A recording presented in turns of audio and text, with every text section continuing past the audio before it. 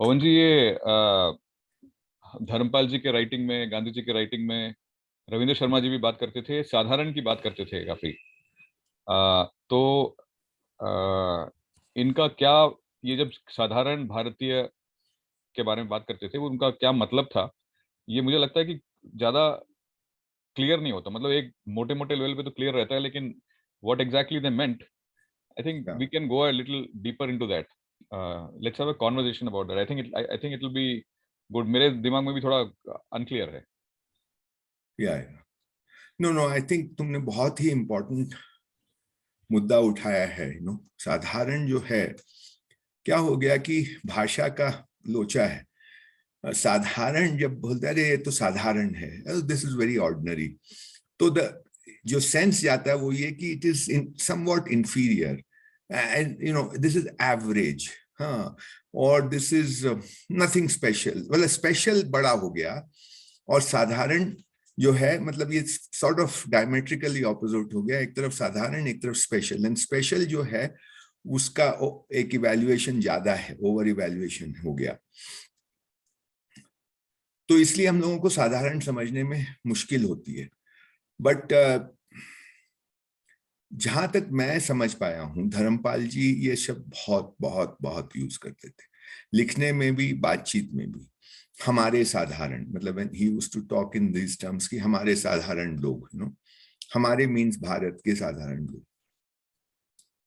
और गांधी जी ने भी, आई डोंट नो कि उन्होंने साधारण शब्द पर वो सेंस उनका वो है कि हमारे जो आम लोग हैं, साधारण लोग हैं, वो कैसे सोचते हैं, वो कैसे व्यवहार करते हैं, और गांधी जी उसको काफी ऊंचा दर्जा देते हैं।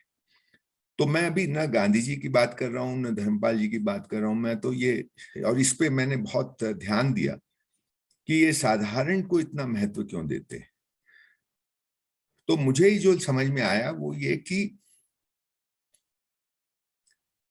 ये जो एक तरफ हमारे विशेष लोग, एक तरफ हमारे साधारण लोग। हमारे विशेष लोग में पंडित जवाहरलाल नेहरू हैं, जैसे ना, आई मीन आज से 50 साल पहले, 60 साल पहले, Nehru ji would epitome of a special Indian, एक कुछ अलग तरह के इंडियन है। वेस्टर्नाइज हैं, एजुकेटेड हैं, स्मार्ट हैं, उनको सब दुनिया के तौर तरीके आते हैं, फ्लैम्बॉयंस भी है।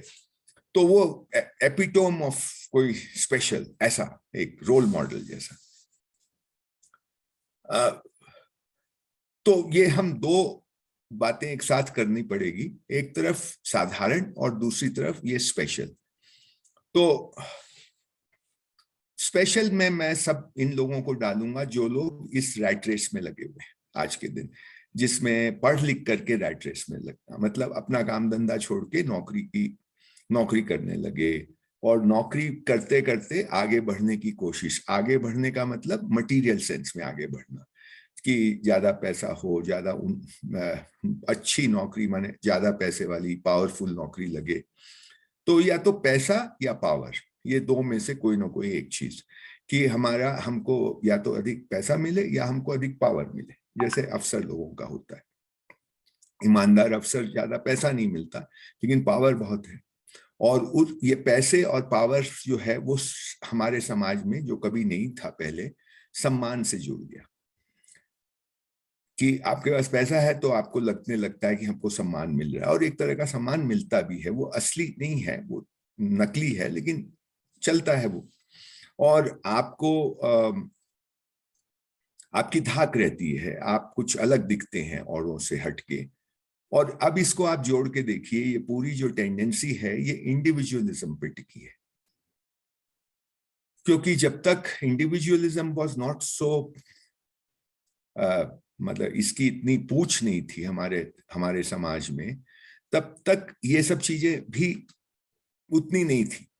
लेकिन जब इंडिविजुअलिज्म, और आई थिंक उसका एक मुख्य कारण रहा नए एजुकेशन सिस्टम जो देश में चल रहा है 1830 से या उससे भी पहले से, और बहुत तीव्र गति से 1860 के बाद से, ये जो 19th century, early 19th century से जो बदलाव देश में आना शुरू हुआ इन एजुकेशन, उससे ये सीधा सीधा एक इंडिविजुअलिज्म का नाता जुड़ता है। बाद में ऑफ कोर्स जिस तरह से हमारे सिस्टम में हम रहने लगे, जिस पैराडाइम में हम रहने लगे, जिसमें बाजारवाद भी है, जिसमें एजुकेशन तो है ही है, लेकिन जो भी प्रगति जिसको कहा जाता है, प्रोग्रेस के जो तरीके हैं वो इंडिविजुअलिज्म को प्रमोट करते हैं, बाजार भी इंडिविजुअलिज्म को प्रमोट करता है, और समाज इसमें बैठता नहीं है। समाज इसलिए नहीं बैठता कि समाज जो है वो दिखावे को रोकता है एक हद के बाद। On special occasions you can do what you like, कोई उत्सव हो, ना सामाजिक उत्सव हो, आपका घर में ब्याह शादी हो, या कोई मेला ठेला हो, उसमें आप कर सकते हैं, आप सज सकते हैं, संवर सकते हैं, आप सब कुछ कर सकते हैं।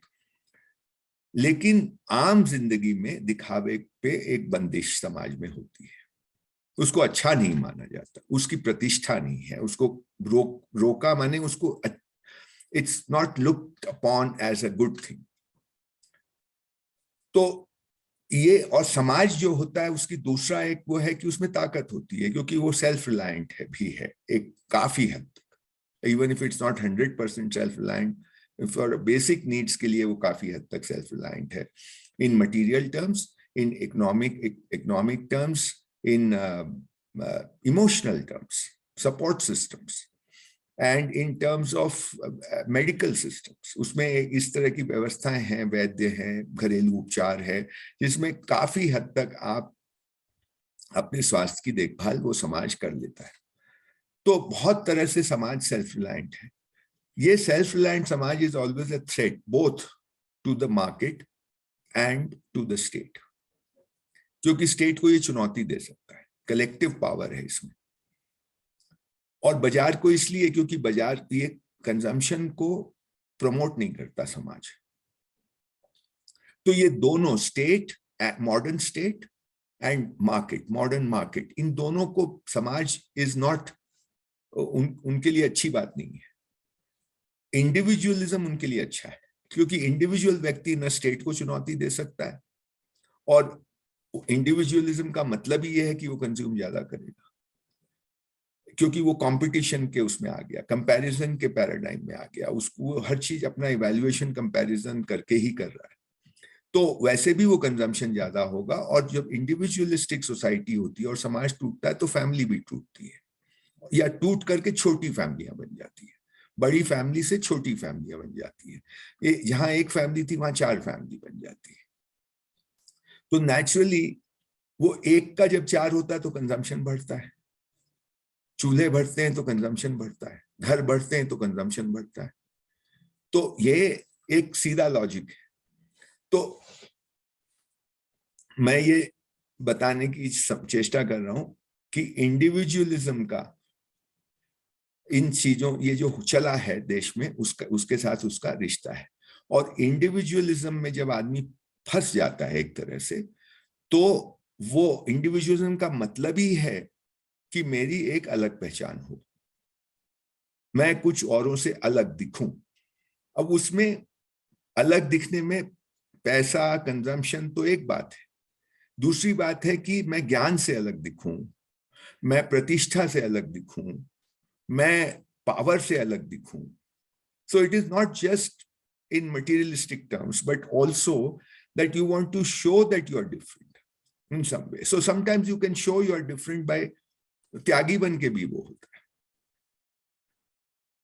मतलब आप कोई ना कोई तरह से अपने को अलग दिखाएंगे। कुछ एक जमाने में तुमको याद होगा, आज से 20-30 साल पहले स्ट्रीकिंग की एक लहर चली थी ना, लोग स्ट्रीक करते थे, नंगे होके दौड़ने लगते थे कहीं भी। What is that? I mean, I think that somewhere, they want to, एक पैथोलॉजिकल बीमारी है कि भाई देखो मुझे, है ना, मैं अलग हूं दूसरों से, मैं अलग होके मुझे देखो। तो ये it's almost like a disease, कि I must look different from the other, कपड़े में, लत्ते में, बिहेवियर में, खान पान में, व्हाटएवर इट इज, पढ़ाई में, कौन से कॉलेज में मैं गया, कौन सी डिग्री मेरे पास है, etcetera etcetera, it is all pervasive. इसका बहुत सारे इसके आयाम है। अब ये जो आदमी इस चक्कर में जब विशेष बनता है, तो वो दरअसल इतना उसमें खो जाता है कि उसको अपनी जो असलियत है ना, मतलब उसकी जो बीइंगनेस है, वे आदमी की beingness, we call a person human being, ये जो बीइंगनेस है, जो होना है, जो है, इजनेस है, जो हम सब में एक तरह से कॉमन है ऑन ऑल ह्यूमन बीइंग्स, ये जो रूटेडनेस है हमारी, उससे वो अलग हो जाता है, इसलिए कि वो खो जाता है उस रेस में, विशेष बनने के चक्कर में। उसका पूरा ध्यान उन चीजों पे रहता है जो उसको दूसरों से अलग कर सके। जो दूसरों से अलग कर सके, उसकी पहचान कैसे होगी? उसकी पहचान तुलना करके होगी, उसकी पहचान तुलना करके ही होगी। तो तुलना करने वाली जितनी भी चीजें हैं वो तो मटेरियलिस्टिक डोमेन में ही आती है। तो वो उसका सारा फोकस इस तरफ हो जाता है, जिसको हम लोगों ने गति कहा है। उसका सारा ध्यान गति फोकस्ड हो जाता है। और बीइंगनेस जो है उसका उसका संबंध सीधा सीधा स्थिति फोकस्ड है। आप अपनी बीइंगनेस से कनेक्टेड हैं, आप अपनी रूटेडनेस से कनेक्टेड हैं। तो ये जो विशेष वाला है, ये उखड़ा हुआ आदमी है, आज के जमाने में ज्यादा पावरफुल है, उसके पास ज्यादा पैसा है, वो ज्यादा दिखता है, वो डोमिनेट भी करता है, लेकिन दैट डजंट मीन कि साधारण है नहीं। साधारण अभी भी है और हमेशा रहा है। और ये जो साधारण है, ये रेस में नहीं है, ये रेस में नहीं है, ये ज्यादा समाज से जुड़ा हुआ है। हालांकि समाज की हालत आज खराब है हर जगह, लेकिन वो फिर भी कहीं ना कहीं समाज से जुड़ा हुआ है। वो कहीं ना कहीं अपनी फैमिली से जुड़ा हुआ है, लार्जर फैमिली से, मतलब मियाँ बीवी बच्चे तक सीमित नहीं है वो। और वो ज्यादा एक कोऑपरेटिव लाइफ लीड करता है, सहयोग की जिंदगी वो लीड करता है, वो इंटरडिपेंडेंट ज्यादा है। और ये सब तभी हो सकता है जब उसका कनेक्शन अपनी जड़ों से हो। ये जड़ क्या है? तो मुझे ये लगता है कि ये जड़ अल्टीमेटली है जो सनातन समझ है। क्योंकि सनातन समझ को, ये मैं इसको मतलब अलग नहीं कर रहा हूं, ये एग्जिस्टेंशियल है, ये इजनेस है, ये हमारे हिंदू सनातन धर्म से हमको मिलती है। लेकिन हिंदू सनातन धर्म कोई अलग से कोई चीज बोल रहा हो ऐसा मुझे नहीं लग रहा है। वो उसने एग्जिस्टेंस को समझ करके, इस अस्तित्व को समझ करके और उसकी बातें सामने रखी है। तो आप हिंदू हो या ना हो, तो भी अगर आप अप्लाई करो अपने आप को, तो आप इन चीजों को समझ सकते हैं, क्योंकि ये समझने वाली चीजें हैं, ये मानने वाली चीजें नहीं है।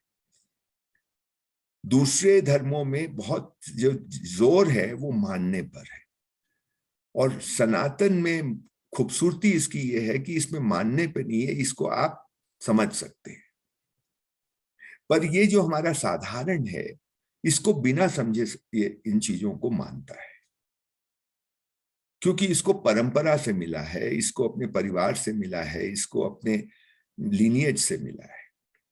ये अभी रेस में नहीं गया, इसलिए ये यहाँ अभी भी रह सकता है, ये अभी भी उससे कनेक्टेड है, क्योंकि इसने रेस में दौड़ा नहीं है, ये नहीं दौड़ना चाहता है या नहीं दौड़ रहा है अभी तक। तो साधारण वही है जो रेस में नहीं दौड़ा।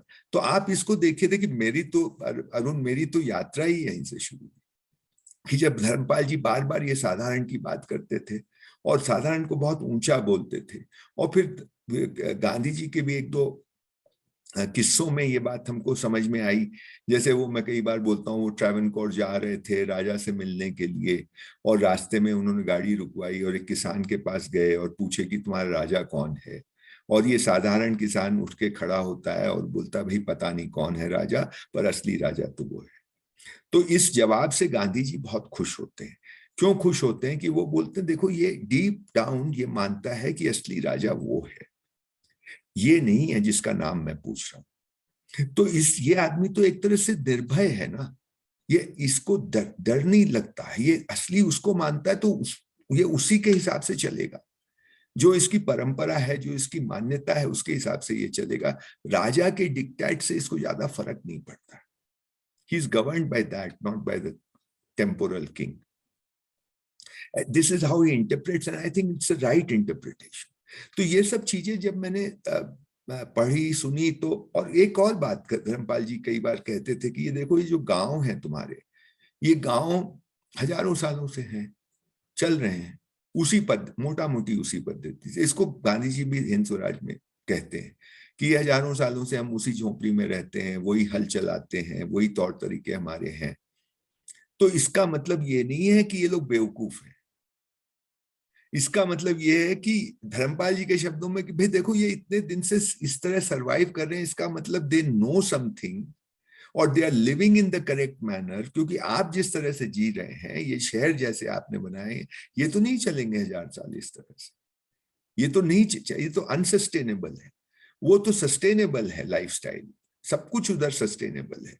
तो वो सस्टेनेबिलिटी अगर महत्व रखती है, तो सस्टेनेबिलिटी के पीछे जो सोच है उसको हमको सम्मान देना पड़ेगा, भले ही हम समझे ना समझे। और जो हमने क्रिएट किया है वो अनसस्टेनेबल है, हमको दिखता है। तो अगर आप दोनों के बीच तुलना करें तो साफ दिखाई देगा कि भाई वो ज्यादा, उसमें समझदारी ज्यादा है। तो आप वो ये कहते थे, तो मैंने थोड़ा कंपेयर करना शुरू किया। ये it happened almost unconsciously between the so called ordinary and the so-called people like me, and I found in terms of what we call as values, है ना, जैसे सच बोलना, जैसे ईमानदारी, जैसे सहयोग करना, कोई तकलीफ में हो तो उसका सहयोग करना, इस तरह की बहुत सारी चीजों में, जैसे ट्रस्ट है, जैसे रिस्पेक्ट है, प्रेम है, भाईचारा है। तो मैंने देखा कि मैं जनरलाइज कर रहा हूं कि मेरे जैसे पढ़े लिखे लोगों में वैल्यूज मुझे कम दिखाई दी, और ये सो कॉल्ड साधारणों में हमको वैल्यूज ज्यादा दिखाई दी। वो लोग प्रोपोर्शनेटली जितना उनके पास होता है, उस प्रोपोर्शन में वो अपने नेबर की, आसपास की किसी की अगर तकलीफ में हो, मदद ज्यादा, वो प्रोपोर्शनेटली ज्यादा मदद कर देंगे, ज्यादा सहजता से कर लेंगे। हम लोग 10 बार सोच के करेंगे और फिर हिसाब किताब लगा के करेंगे, ये मिलेगा कि नहीं मिलेगा, कितना देना चाहिए नहीं देना चाहिए, वो सच बोल रहा है झूठ बोल रहा है, वगैरह वगैरह। हम लोग झूठ तो हम पढ़े लिखे लोग, हमको आजकल पता भी नहीं चलता कि हम झूठ बोल रहे हैं, क्योंकि इतना वो प्रिवेलेंट है। हम कई बार बोलते हैं आज के सीवी उठाकर आप देखिए लोगों के, तो सीवी में आपको अगर रियली आप उसकी काट छांट करें रूथलेसली, तो आप पाएंगे उसमें कितनी एग्जैजरेशन है, कितनी अतिशयोक्ति है, कभी कभी साफ झूठ, सफेद झूठ है। हमने इस सेमिनार में हम गए, इधर गए, इधर गए, इधर गए, गए मतलब गए और गप मारे और आ गए, तो हाउ डज इट मैटर? बहुत सारा रहता है इस तरह का। Let's not get into that, but I am saying the young, आजकल का पढ़ा लिखा युवा झूठ बोलने में उसको कोई, कभी फॉर्मेलिटी के नाम पे, कभी कंपल्शन के नाम पे, कभी सीवी के जरिए, वो झूठ, मार्केटिंग, इस आज की एडवर्टाइजिंग आप देखिए उसकी ट्रेंड, तो झूठ ही तो है ना। उसको हम लोग झूठ नहीं बोलते हैं, लेकिन वो है तो झूठ ही, वो सच नहीं है। तो ये तो मतलब एक तरह का कैरेक्टर का हिस्सा हो गया है। इसको अब झूठ भी नहीं बोलते, हम लोग पहचानते भी नहीं है कि ये झूठ है। साधारण के साथ ऐसा नहीं है, वो भी झूठ बोलता है, माइंड यू। हम ये नहीं कह रहे हैं कि वो सच बोलता है हर समय, लेकिन उसको झूठ बोलते वक्त उसको एक सेंस ऑफ गिल्ट है। आज भी वो उससे थोड़ा बचता है, बोलता है लेकिन वो सब काम गलत, कई काम गलत करता होगा, लेकिन देयर इज स्टिल उसका कॉन्शियंस जो है, उसकी आत्मा अभी भी जिंदा है। हमारी तो मर गई है। तो मेरा ये एक असेसमेंट हुआ, और ये असेसमेंट जब हुआ तो मैं वाकई मुझे लगा कि ये लोग जो बोल रहे हैं वो बात सही। ये साधारण जो है ये ज्यादा मूल्यवान है, क्योंकि ये मूल्य कैरी करता है हमसे ज्यादा कंपैरेटिवली। मतलब वो बिल्कुल राजा हरिश्चंद्र है, मैं ऐसा बिल्कुल नहीं कह रहा हूं, वहां भी बहुत, और मैंने 30-35 साल में देखा है कि वहां बहुत ह्रास हुआ है, डिटेरियोरेशन बहुत हुआ है उस साधारण में भी। लेकिन आज भी ये दोनों को अगर आप कंपेयर करें तो they are far better than we are, but वो डिटेरियोरेशन तो वहां हो रहा है। मतलब दे आर, साधारण जो है वो रूटेड है, साधारण जो है वो ज्यादा वैल्यू बेस्ड लाइफ जीता है, साधारण जो है वो उसको अपनी परंपराओं का ज्यादा ज्ञान है, साधारण कनेक्टेड है।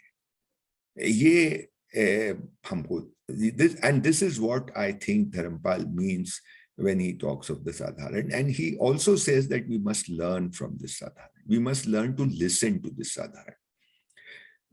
हम उसको सुनेंगे तो हमको कोई कुछ चीजें समझ में आएंगी, वो नहीं बताएगा। जैसे गांधी जी ने इसको सुना, इसने कहा कि भाई वो असली राजा वो है, अब वो ये नहीं कह रहा है कि मेरे को डर नहीं लगता। ये आपको समझना पड़ेगा कि जब वो ऐसा बोलेगा तो वो आदमी के उसकी साइकी क्या है, वो कैसे सोचता है, ये हमको अंदाजा लगाना पड़ेगा। इफ यू आर सेंसिटिव हम कर पाएंगे। तो ये धर्मपाल जी कहते थे कि आपको साधारण को सुनना चाहिए, उनसे बात करनी चाहिए, और ये रविंद्र शर्मा बहुत करते थे। लेकिन इसमें एक प्रॉब्लम और है जो मैं, अगर तुम बोलो तो मैं उस पर बोलूं, मन में आया अभी, कि रविंद्र गुरुजी ये कहते थे कि हम लोगों को, पढ़े लिखे लोगों को साधारण से बात करना हमको नहीं आता है। इसमें कई तरह के इश्यूज आते हैं, ये मेरा भी अनुभव है। इश्यूज ये आते हैं कि हम लोग उनसे अलग हो गए हैं। अलग माने हमारा सोचने का तरीका, हमारा बोलने का तरीका, हमारा प्रोसेस करने का तरीका, मतलब हमारी दोनों की दुनिया दो अलग अलग है। हमारी ये जो प्रोसेसिंग होती है, हम कोई चीज को देखते हैं और उसको प्रोसेस करते हैं और फिर उसको इंटरप्रेट करते हैं या उसको समझने का प्रयास करते हैं, हम कैसे देखते हैं, ये हमारा पढ़े लिखे लोगों का एक तरह का हो गया है। उसमें भी पढ़े लिखे लोगों में भी बहुत विविधता है, पर I am not getting into that. और साधारण का अलग हो गया। तो हम लोगों के बीच का कम्युनिकेशन जो है वो थोड़ा सा ट्रबलसम हो गया है, फ्लॉड हो गया है। उसमें एक बात पे मैं खास तौर पे ध्यान दिलाना चाहूंगा कि हम पढ़े लिखे लोग जब आपस में बात करते हैं to someone we don't know very well, पर दोनों पढ़े लिखे हैं, तो हमारा बात करने का तरीका थोड़ा ट्रांजैक्शनल स्टाइल हो गया। मैं एक क्वेश्चन पूछता हूं और दूसरा उस क्वेश्चन का जवाब देता है, तो 1 to 1 है, एक क्वेश्चन एक जवाब, एक क्वेश्चन एक रिस्पॉन्स, इस तरह का कुछ चलता है। थोड़ा उसमें लीनियरिटी है। जो साधारण जो बात करता है वो क्वेश्चन आंसर फॉर्म में नहीं करता। दूसरा, वो आपको काउंटर नहीं करेगा जल्दी से, हम लोग बहुत जल्दी काउंटर करेंगे। जैसे आप कुछ बोलेंगे और मैं बोलूंगा नहीं, no I don't think so, you know, ये हम लोगों के लिए बहुत सहज है बोलना, no I don't think so, it's difficult for me to agree with you, no but there is a counter point to this, you know, कुछ हम, मतलब हम, हमारे जो डिसएग्रीमेंट है वो हम लोगों को बोलने में, एक्सप्रेस करने में उतनी प्रॉब्लम नहीं है, और बहुत जल्दी हम डिसएग्री करते हैं। साधारण जो है वो, उसका ये स्टाइल नहीं है, वो बात से बात को जोड़ करके बात करता है, माने more like a story telling format, it's not a linear format. हम अगर साधारण से बोलें कि भाई हमारे घर में हम लोग जाड़े के वक्त, ठंड के समय ये खाते हैं, ऐसे ऐसे खाते हैं, ये खाते हैं, ऐसे ये करते हैं, तब वो जोड़ेगा कि हाँ ठंड के समय हम लोग ये खाते हैं, हम ये करते हैं, हम इसको ठीक मानते हैं। तो मैंने कोई बात की, उसके साथ वो कनेक्ट करके बात करेगा, और फिर उसकी बात एक से दूसरी, दूसरी से तीसरी तरह पहुंच जाएगी। It won't be in a linear form. हमारी जो है उसमें लीनियरिटी होती है अधिक।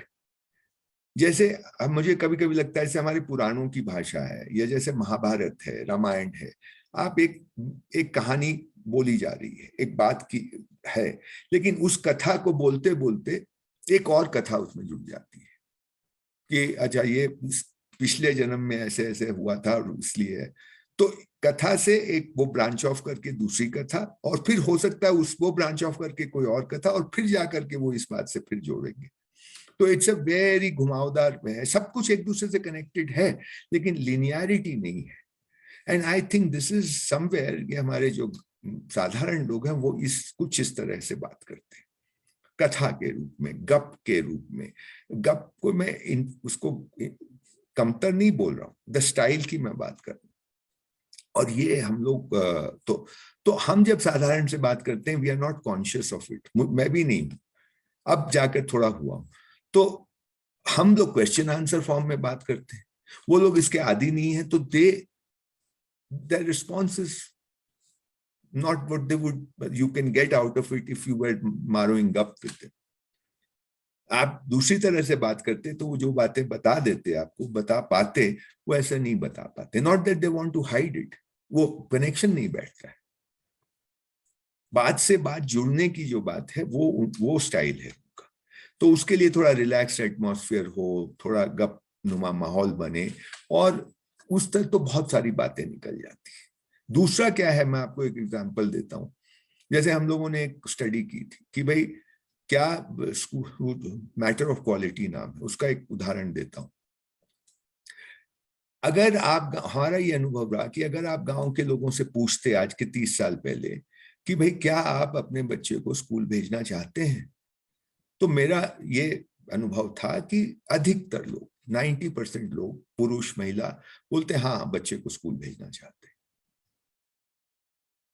लेकिन अगर आप ये प्रश्न न पूछ के कोई दूसरी तरह का प्रश्न पूछते कि भाई ये बताइए कि ये जो बच्चे आपके स्कूल जा रहे हैं, या जो बच्चे स्कूल जा रहे हैं, आपके नहीं जा रहे हैं, कोई और जा रहे हैं, जो स्कूल जा रहे हैं बच्चे, उनका डेवलपमेंट, उनका विकास, उनमें जो परिवर्तन हो रहा है वो अच्छा हो रहा है? तो वो बोलते नहीं नहीं, वो तो बर्बाद हो गए।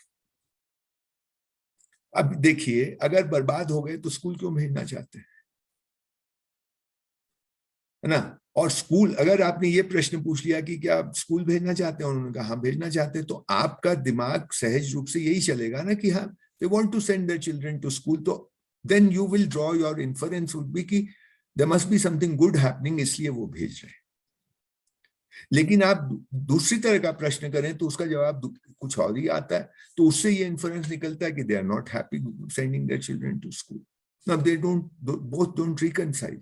तो अगर आप वो प्रश्न पूछते हैं तब फिर आपका दिमाग इधर चलेगा कि भाई ये स्कूल भेज भी रहे हैं और बच्चे बर्बाद भी हो रहे हैं, ये बोल रहे हैं, तो ये क्या समस्या? Then you will start thinking कि perhaps the compulsions of the times, आज की ये जो पैराडाइम में हम जी रहे हैं उसमें वो बेचारे असहाय हैं, उनको लगता है भेजना ही पड़ेगा, भेजना ही चाहिए, परंतु बर्बाद भी हो रहे हैं, तो इसको हमको सहना पड़ेगा।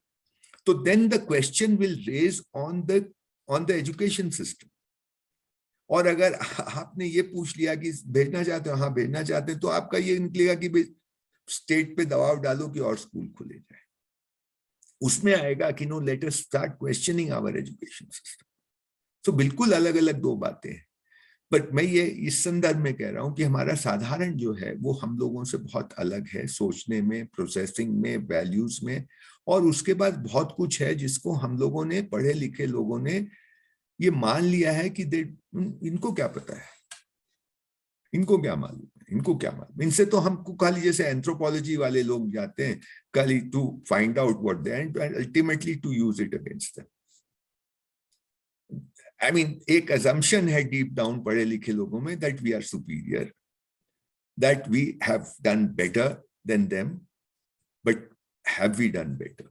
मतलब वो गांव 1000 साल से सरवाइव कर रहा है और हमारा शहर नहीं सरवाइव करेगा अगले 70 साल भी, 50 साल भी, तो ये हम नहीं सोचते, हम अज्यूम करते हैं कि वी हैव डन बेटर।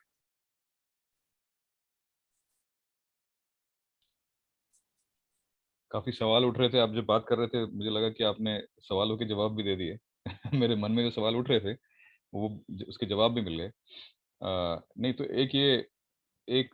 बात ये निकल के आ रही थी कि अ, जब मैं जिस शिक्षा पद्धति से निकल के आया हूँ, जो इंडिविजुअल बन चुका हूँ ऑलरेडी, इंडिविजुअलिज्म हावी है, तो जब मैं इस साधारण को देखता हूँ तो मेरे पास तो और कोई तरीका भी नहीं है सिवाय इसके कि मैं इनको नीचा ही देखूं। मुझे मतलब कि मैं जिस तरीके से मैं बन चुका हूँ अब, जब मैं साधारण की बात करता हूँ या उनको देखता हूँ, मुझे मुझे ये superiority is inbuilt into my way of looking at it, you know. So which is a sad thing, which is also, I think, very it's also very subtle in the sense that ये जो मुझे ये बात ये लग भी जाए कि मुझे बात समझ में आ गई कि धर्मपाल जी ये कह रहे हैं, और मैं थोड़े अलग नजरिए से देखना शुरू करूं अपने देश को, अपने साधारण को, फिर भी मेरा तो कोई इनके साथ, मैं जुड़ नहीं सकता इनके साथ कभी. ये जो आप कह रहे थे कि कट गया हूं मैं, वो वो भी एक सच, वो एक सत्य है वो भी, एब्सोल्युटली. है ना. और उसमें उसमें तो या मुझे लगे कि मुझे इस बात समझ में आ गई, या मैं साधारण को समझ पाया हूँ, ये भी आसान नहीं है. मतलब मेरे ख्याल से तो मुश्किल, इतना मुश्किल है कि शायद होगा नहीं मेरे से कि मैं इनसे मैं जुड़ पाऊँ अपने साधारण से. मुझे अगर बात ये समझ में आ जाए कि ये बढ़िया है, ये इस दिशा में जाना है, लेकिन मेरा जो ब्रेन वॉशिंग हो चुका है इतना, उसमें से निकल के आना, पता नहीं, मुझे लगता है कि शायद मुश्किल है बहुत.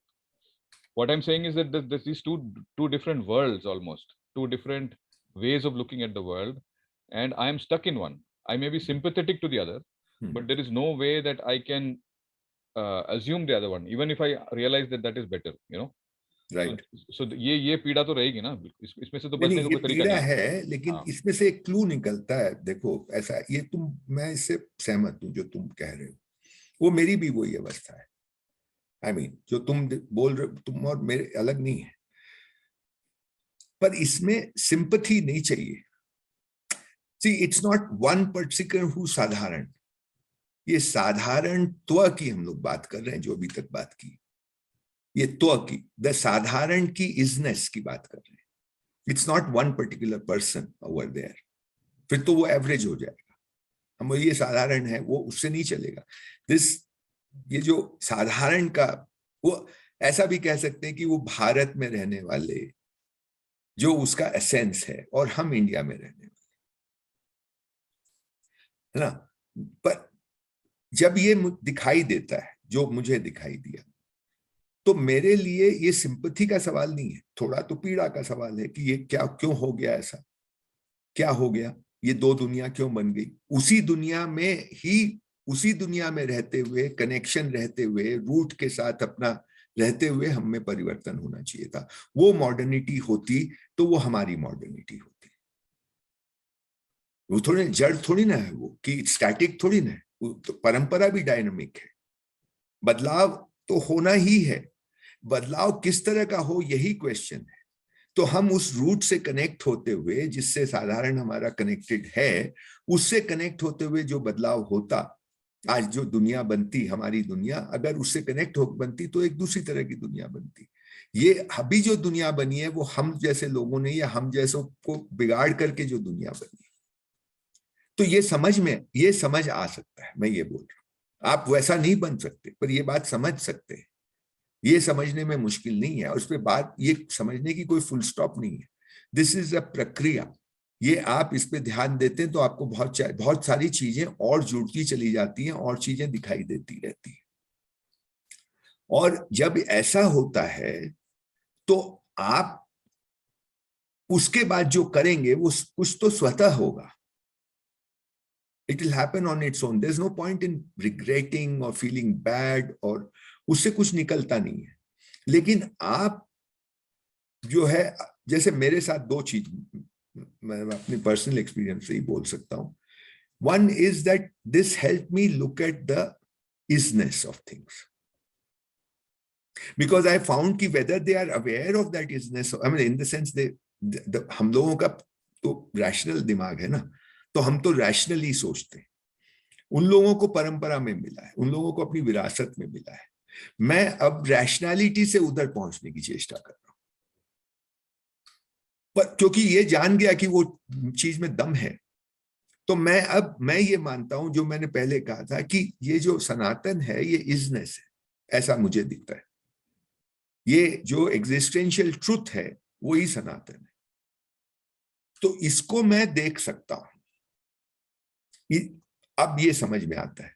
वो उसको उसको विरासत में मिल गया, मुझे देखना पड़ेगा। उसको देख करके, उस चीज को अप्रिशिएट करके कि भाई वो असली राजा वही है। मतलब क्या है इसका? मतलब मैं, I am not the doer, this Raja is not the doer.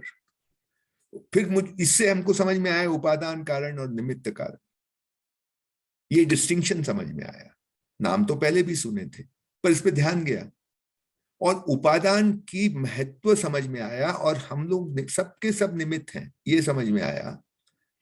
तो ये जो तुम एरोगेंस पढ़े लिखे का है, वो हम लोग इससे थोड़ा कम होता है। सी, एक तो इंडिविजुअल एरोगेंस है कि मैं कुछ हूं, मैं आईआईटी से हूं, हाँ, ये जो एरोगेंस है ना, या मैं बढ़िया जिंदगी जी रहा हूं, या what ever I achieve something in life, ये एरोगेंस है। पर दूसरा जो एरोगेंस है वो कलेक्टिव है, वो हम सबका है, जो तुम अभी थोड़ी देर पहले डिस्क्राइब कर रहे थे। That is the collective corruption which has happened because we are educated, because we are cut off from that.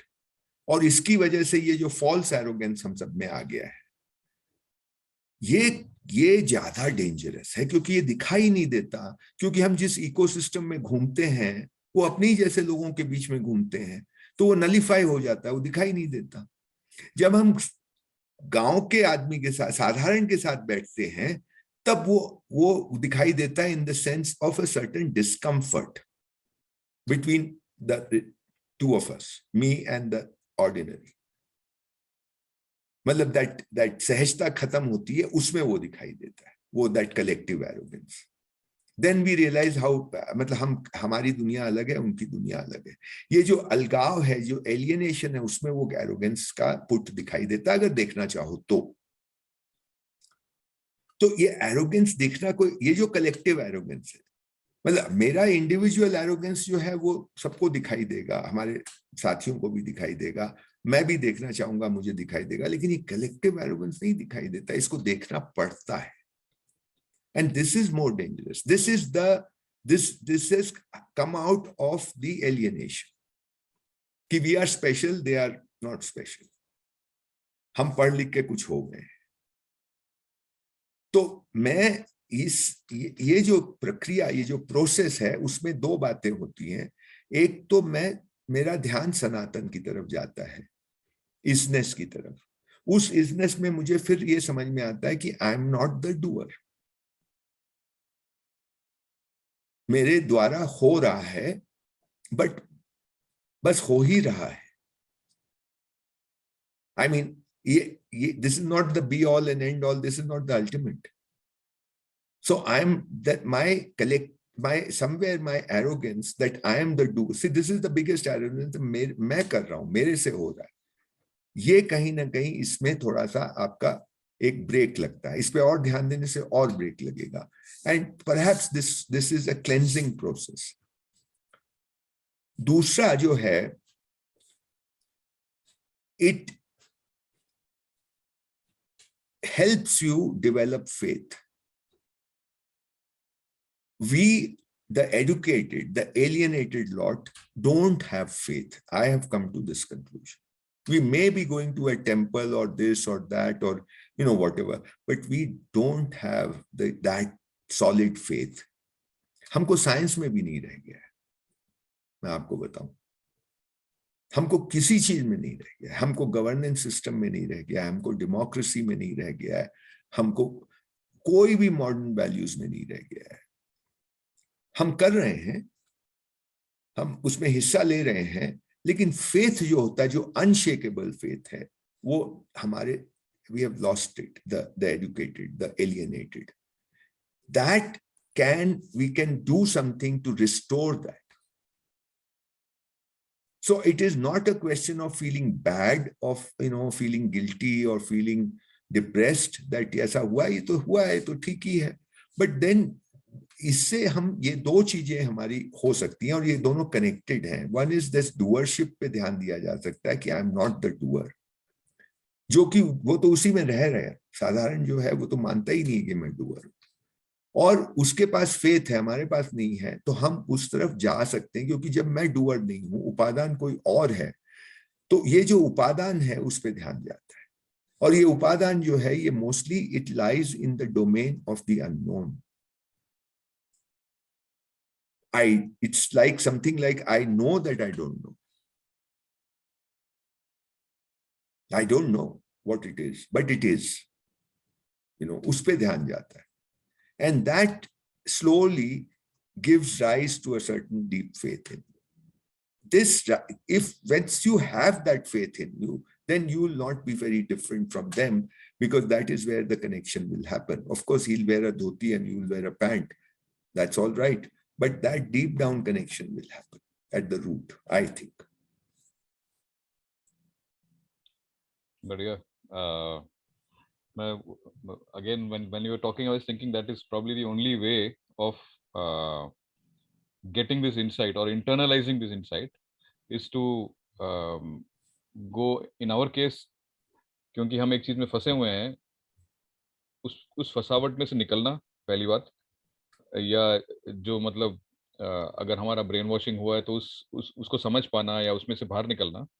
और दूसरा, ये सनातन का जो रास्ता है, जैसे शरण साहब कहते हैं ना कि हिंदुइज्म में जो एक पर्सनल वाला जो है, the personal practice is always available, तो सामाजिक practice is not available, he says. And ये सामाजिक प्रैक्टिस टूट रहा है, ये तोड़ा जा रहा है, या मतलब वो प्रक्रिया चल रही है, but the personal thing is available to all of us, so basically to work on that at an individual level.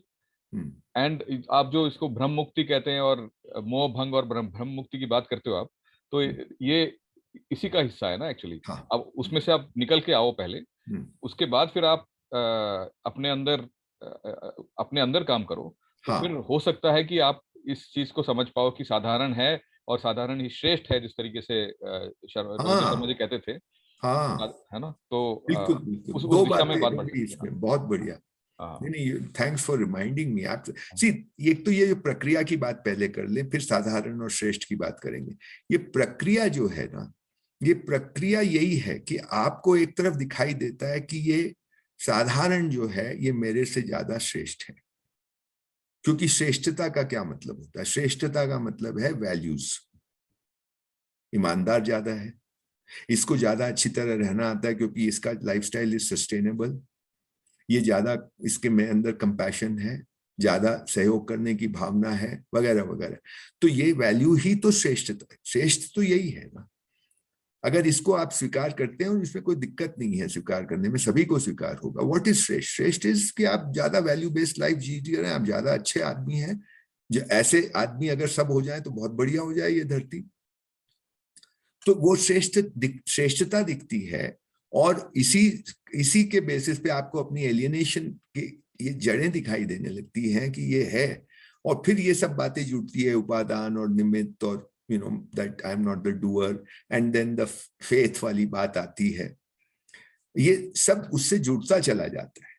और उसके साथ साथ आपको दिखाई देता है कि जिस उसमें आप रह रहे हैं, संसार में आप रह रहे हैं, उस संसार में ये जिस पैराडाइम में आप रह रहे हैं, जिसमें ये रैट रेस है, जिसमें आप दौड़ रहे हैं, जिसमें इंडिविजुअलिज्म है, इसकी पोल खुलने लगती है. I am using the word pol, कि it is all illusion, it has no substance, it is standing, it is rootless. It is, जैसे कई बार अपनी बात हुई, इनकी सारी modern values are rootless. The modern value of equality is rootless. It is false. It is untenable in reality. Similarly, freedom, the whole, it is very attractive, the idea, but it's only an idea. It is untenable in reality. Modern democratic system, untenable in reality. The impression it gives, the impression freedom gives, the impression equality gives, वो impression जो है वो false है. It is not based on reality. ये दिखाई देने लगता है. इंडिविजुअलिज्म की पोल खुलने लगती है. ये सब आपको मदद करता है टू गो टूवर्ड्स दैट. सो दोनों साइमल्टेनियस होता है, फेथ और ये जो बातें अभी तक आप लोगों ने की, ये और ये साइमल्टेनियसली होता है। एक तरफ ये मॉडर्न पैराडाइम की पोल खुलने लगती है, इसके भ्रम से आप मुक्त होने लगते हैं, इसके मोह से कि भाई हम आपको ये सपना दिखा रहे हैं, देखो यहाँ पहुंच जाओगे, वो मोह से आप मोह भंग होने लगता है। और दूसरी तरफ आप इस तरफ शिफ्ट कर रहे हैं, क्योंकि एक ये आपको मदद कर रहा है, ये भंग होना, मोह का भंग होना, भ्रम से मुक्ति मिलना, और दूसरी तरफ आपको उसकी फेथ डेवलप होने लगता है, फेथ इन उपादान, फेथ इन द अल्टीमेट, वो होने लगता है। कैसे होने लगता है? क्योंकि आप देख रहे हैं ये साधारण जो है उसकी श्रेष्ठता आपको दिखाई देने लगती है। तो ये सारी बातें कनेक्टेड है, ये they are not unconnected, they all happen together, you know, nothing is in isolation, you know, it is beautiful the way it is all, मतलब जिक्सॉ पजल एक तरह से आपका फिट होने लगता है। तो एक बात अभी आप कह रहे थे तो ये सोच रहा था कि आपने कहा कि कुछ लोगों को तो विरासत में मिल गई ये चीजें, बातें, है ना, और हो सकता है हम लोग को थोड़ा उसमें मेहनत करनी पड़ेगी, बिना मेहनत के हम पहुंच नहीं सकते, क्योंकि हमारे साथ गड़बड़ हो चुका है। तो जिसको हम स्पिरिचुअल प्रैक्टिस कहते हैं ना, मतलब कि सारे ट्रेडिशंस में एक स्पिरिचुअल प्रैक्टिस का एक वो रहा है, चाहे हमारे वेदांत का हो, ज़ेन का हो, किसी का भी हो, तो there is a method of spiritual practice of gaining spiritual maturity, there are paths to that. So it is almost like जिनको विरासत में ये बातें मिल गई हैं, वो उसमें वो रमे हुए हैं उसमें, वो they already get that by default, and we have to work towards it, because we have actually got lost somewhere, you know, हमारे हम कुछ कट गए हैं, and maybe at the end of our spiritual practice we come to the same place, जिसको हम अब साधारण कह रहे हैं, उसमें जाने का तरीका है actually, you know, it's almost like spiritual practice takes us, I'm saying what we have been discussing is actually about हम बात जो कर रहे हैं वो साधारण की कर रहे हैं, लेकिन अध्यात्म इसके साथ जुड़ा हुआ है, है ना। So I'm saying that this spiritual practice, जिसको spiritual practice कहते हैं, वही हमको साधारण की तरफ ले जाने का तरीका है, मुझे लग रहा है, बिल्कुल। तो ये जितनी बातें अपन कर रहे हैं ध्यान देने की बातें हैं। आप ध्यान देते, इसमें कुछ करना ही नहीं है, ये ध्यान देने की बातें हैं। ध्यान देते हैं, कुछ बात पकड़ में आती है तो अपने आप कुछ होने लगता है। ये जो करना जो बोलते हैं, मैं उसको होना बोल रहा हूँ, वो अपने आप होने लगता है। This is spirit, you can call it spiritual, of course this is spiritual. I mean, I'm not putting spiritual on a pedestal here. That's all. I mean, you know, people put it on a pedestal, you know, I'm not putting it. It's just a very normal thing which happens once you start paying attention. But I want to clarify one thing when you were saying, ये जो साधारण, आज का जो साधारण है, आज के जो लोग इस रैट रेस से बचे हुए हैं, उसमें मेरा मानना है 30-35 साल से के कम उम्र के लोग, वो उनकी हालत खराब है, वो ना इधर के हैं ना उधर के। उनको अपनी जो भी उनका स्ट्रेंथ है, जो उनको विरासत में मिला, उसको वो तवज्जो नहीं दे रहे हैं। They are not giving importance, they are not valuing it, they are very keen to come over to our side. They have no understanding of what we are talking of. Our people also don't have understanding. When I say our people, people who are in the Indian paradigm of India, वो लोगों के पास भी नहीं है। This is, हमारे लोगों में भी समझ नहीं है, लेकिन वहां पे जो यंग क्राउड है, जो वो they are very keen to run the race, तो उनकी हालत काफी खराब है। मतलब हालांकि उनको मिला है, but they have no value for it. और हमारे यहाँ तो मिला ही नहीं है, तो और भी हालत खराब है। सो you no, few people like us are trying this, you know, तो उससे क्या होगा, how will it impact others, etc., I have no idea. But for me it's such, after knowing this, जो भी मेरे को समझ में आया, there is no choice for me, no. I don't think there's any choice for you. This is, you know, this is the way it is. There's no choice. अब choice नहीं है ना, हम रैट रेस तो नहीं दौड़ नहीं सकते, वो तो दिख गया, हम उधर भी नहीं जा सकते, तो हमारा तो यही है, और क्या करना है। बहुत बढ़िया Pavan ji, I think we can stop here. काफी डिटेल में बात हुई इसको लेके।